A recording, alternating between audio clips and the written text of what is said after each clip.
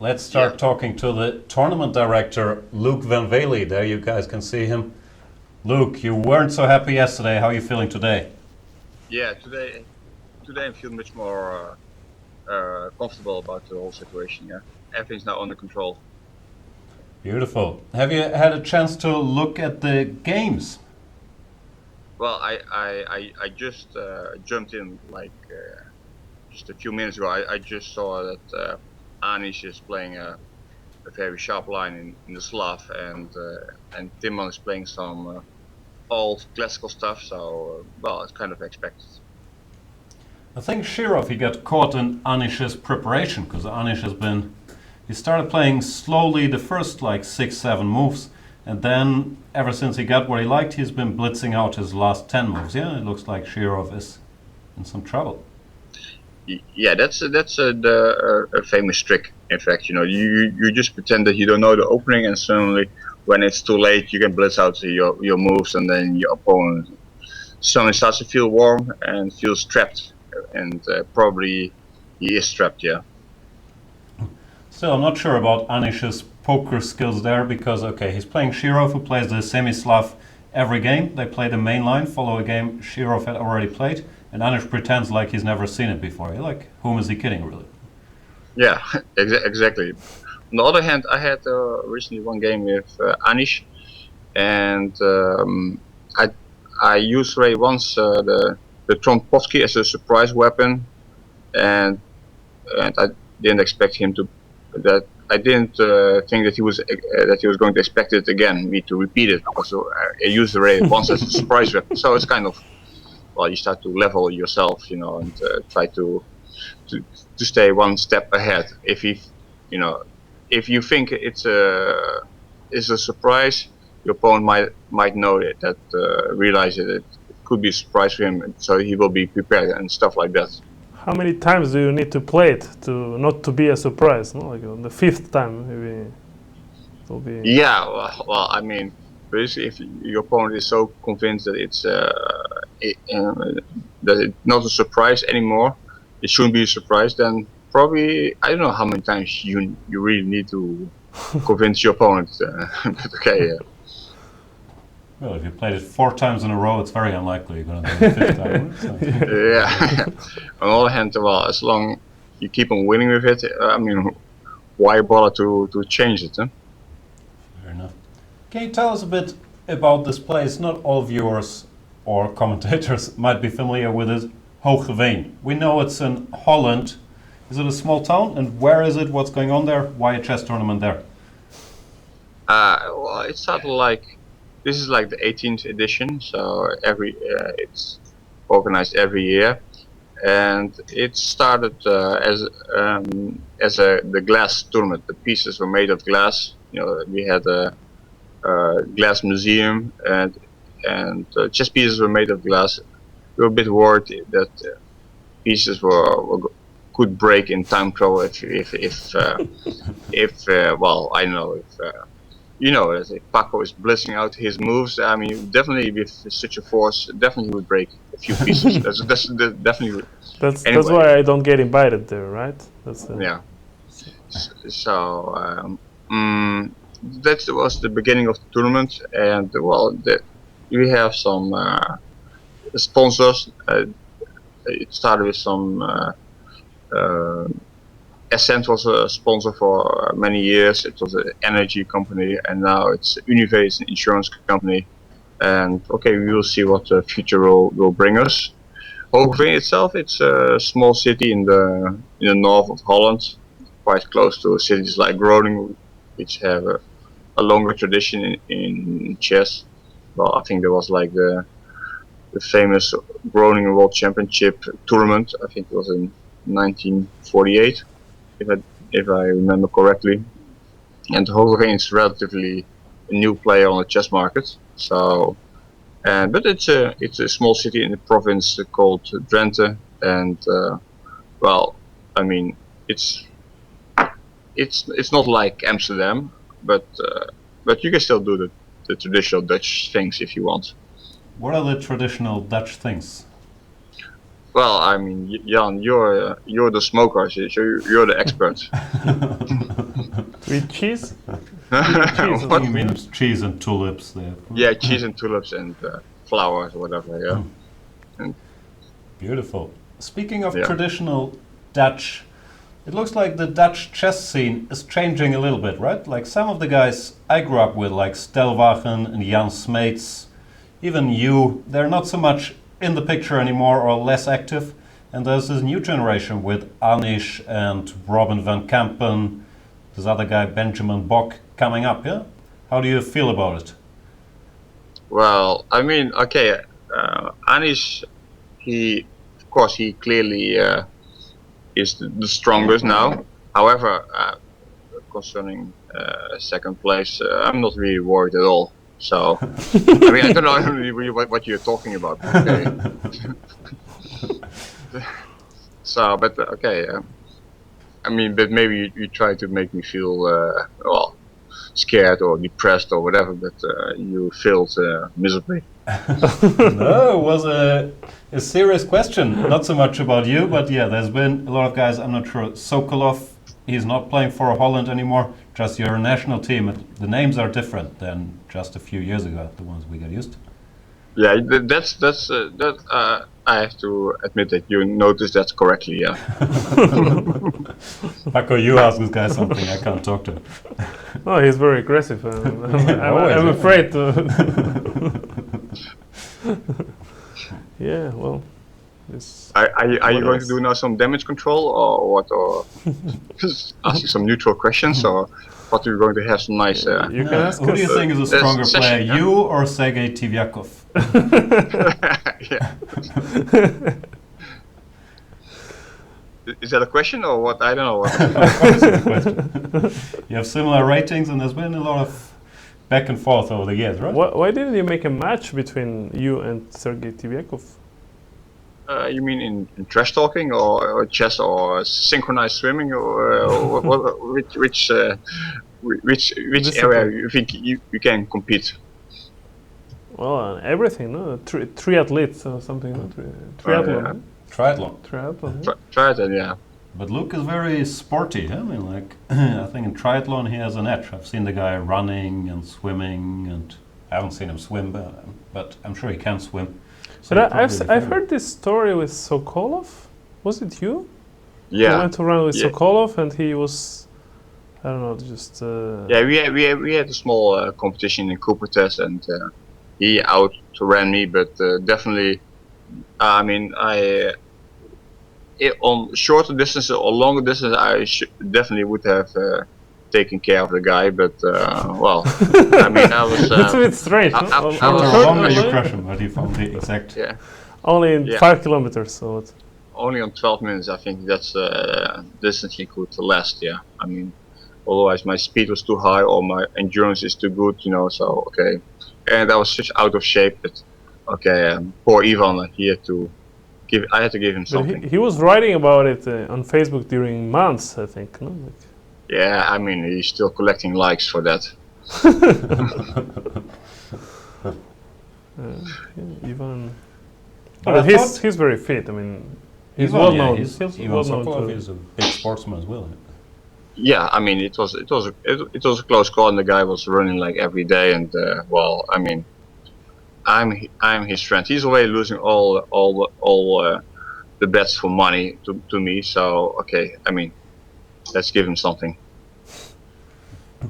There's been some voices that have been saying that you became a lot more mellow with age. You used to have all these rivalries with Sokolov, for example, but now you're kind of standing up for the old generation and you guys aren't so much rivals anymore, yeah? With Shirov, you also had a rivalry, now he's playing in your tournament.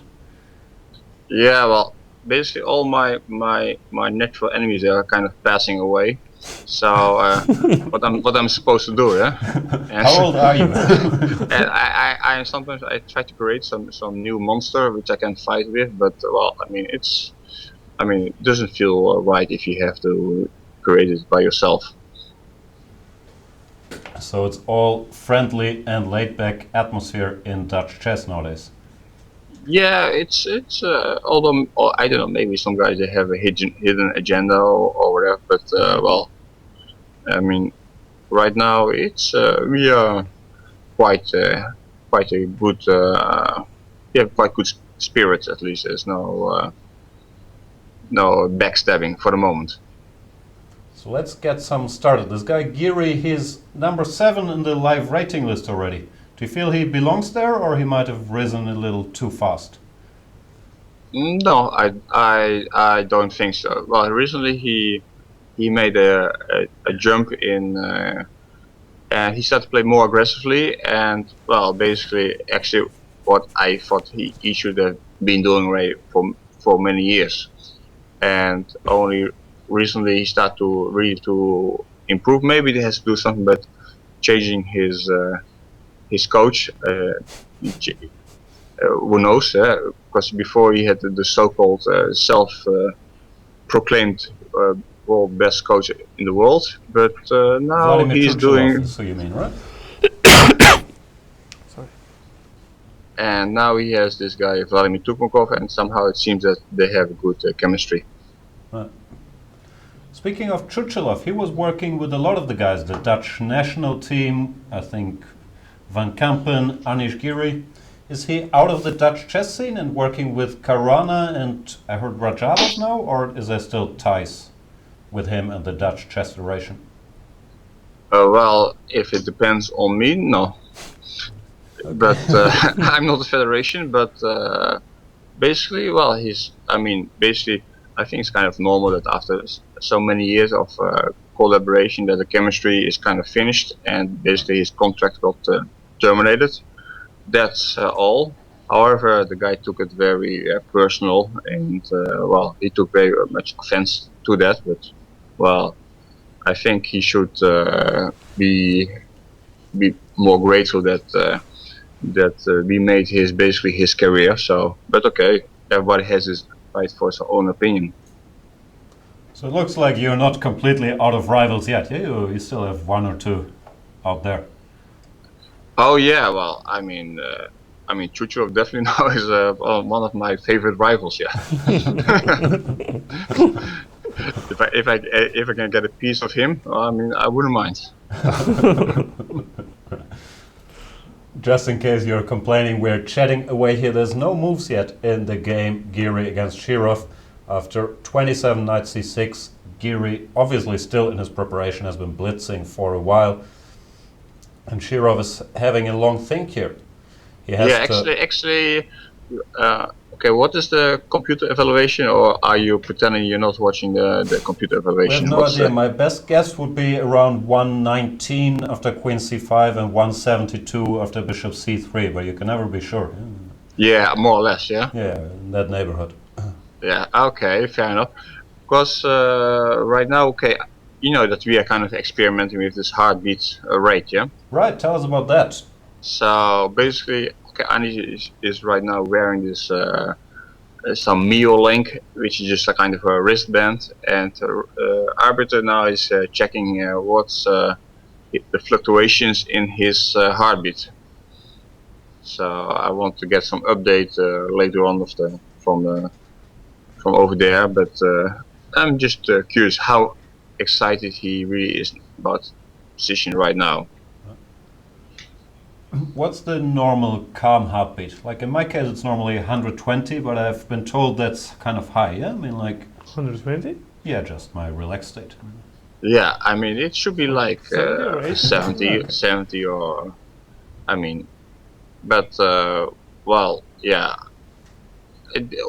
First of all, if you really want to know what the number means, we have to check what's your heartbeat in rest situation, your heartbeat in situation where you push it really to the max, and the heartbeat when you see your girlfriend.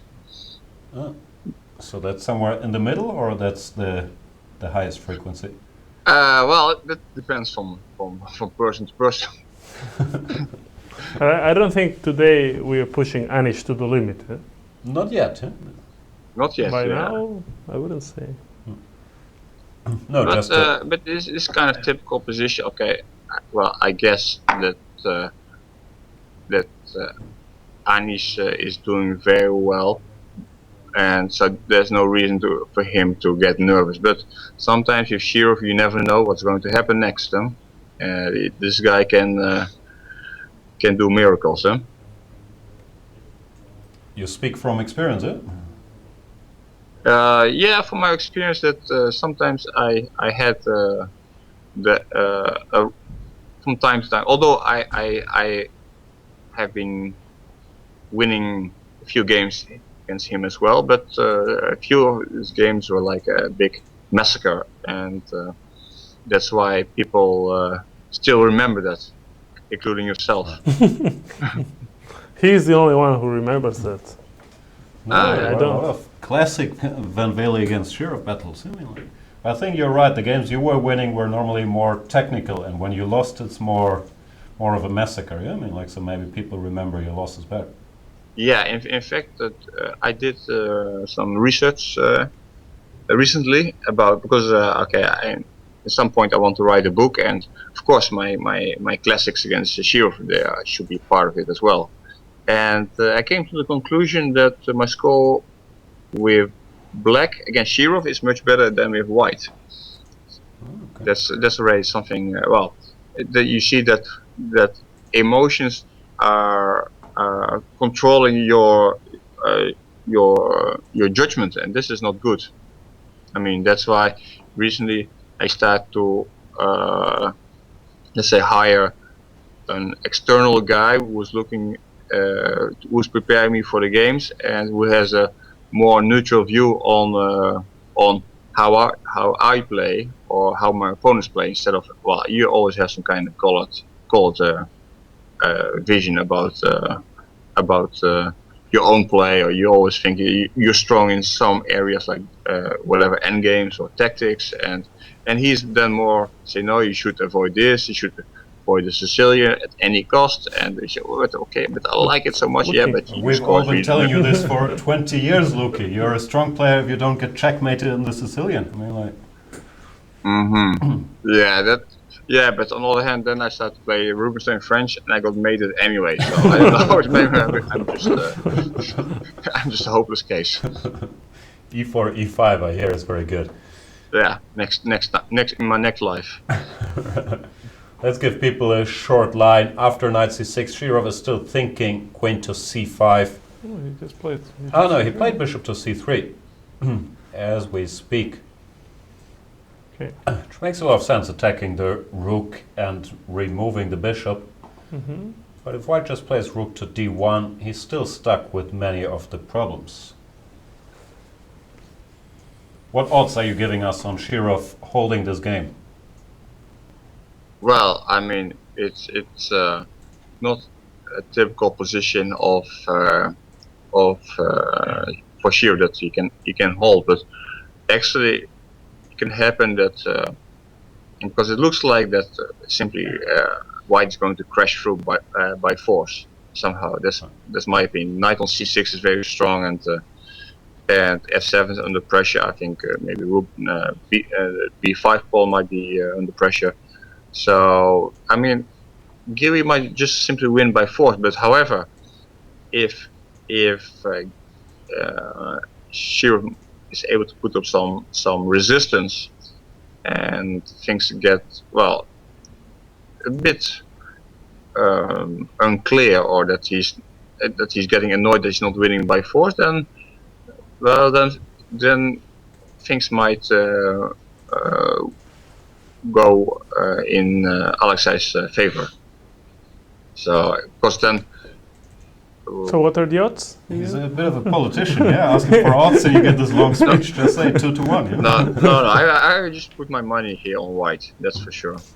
But I'm just saying that that it happens sometimes that you have a good position and you think that you should win, but then your opponent is making some trouble for you, and then you keep on pushing too hard because in your mind you told yourself that you should win.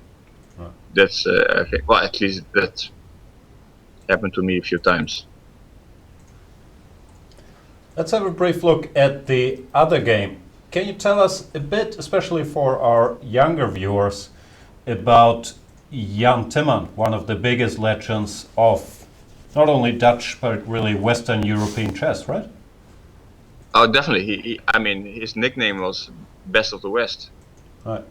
and he was for me like an icon.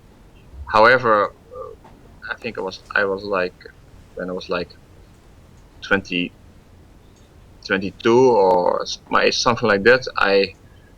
I was like the upcoming man, like the angry young man, and of course I announced that I was going to beat Timon, of course, the national icon, and of course Jan, he took a bit of offense to that, because like who is this guy? Huh? What he thinks he's talking, and then I lost some rook endgame, and of course then I was subject to some serious teasing, yeah.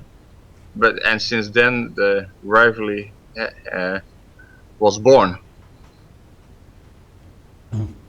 Do you have any friends out there? Well, that's the good thing is that after, with some guys like Jan or with Ivan Sokolov, I had long time rivalry, and after so many years, I mean, you become friends. Ivan is inviting me to his apartment in Dubai. Like he's cooking for me. So I think, and also with Alex, I had many big battles, and now we are very cool. And I always respected him as a chess player, and we always had great fights. Because it was always like contrasting styles, and it was always great to watch. Either I was being mated or I was defending well. Anyway, it was always a good show. And with Timon, I mean, as long as it lasted, it was also we had a great fights. But okay, he cannot. At some point, it was hard to compete, let's say, against my energy. We're making you sound like a very old man, but it's still slightly different generations, right? You're like 20 years younger than Jan Timman. Yeah, I mean, I still feel like 22. So I mean, what's the big deal? Paco, you want to comment on that? So what do you think about the game? We have kind of a hedgehog structure. Yeah, I think it really looks unpleasant for Timon. Okay. And well, I think this looks like bad news for him. But It's in my pretty normal opinion, position, right? yeah. But in my opinion, he made the biggest mistake yesterday, because let's say in a match where you have a chance to push, you should push, because I mean, next game your opponent will push if he has a chance, and Badu now has chances to push, so he's going to push hard. And when he's going to push hard, it means that, well, I think he's simply going to fight till the very end. And yesterday, I think I think Timon simply had Badu where you should want him to be, like quite a passive position, and but I don't know what he was afraid of, but he, I think, especially from a psychological point of view, it also was horrible what he did. Yeah, yesterday Timman repeated moves in an ending which arguably was slightly better for him. We didn't see anything too concrete, but he had a bit of an advantage. And yeah, as you said, then the next day you're black and you might have to suffer a little. But I'm not sure his position is so bad today. It looks pretty normal to me. Just To a you, bit yes. more pleasant for white, but shouldn't be the end of the world. You just play d6, rook of d8, and well, everything's quite safe. Safe, yes, for now. For now, yeah, that's true. Yeah. For now. And well, maybe you don't see the danger now, but I mean, danger might come in a few hours. Like, let's say that positionally, I mean, you're not being run over, but let's say if you're being squeezed out without any counterplay, I mean, it's not real fun. And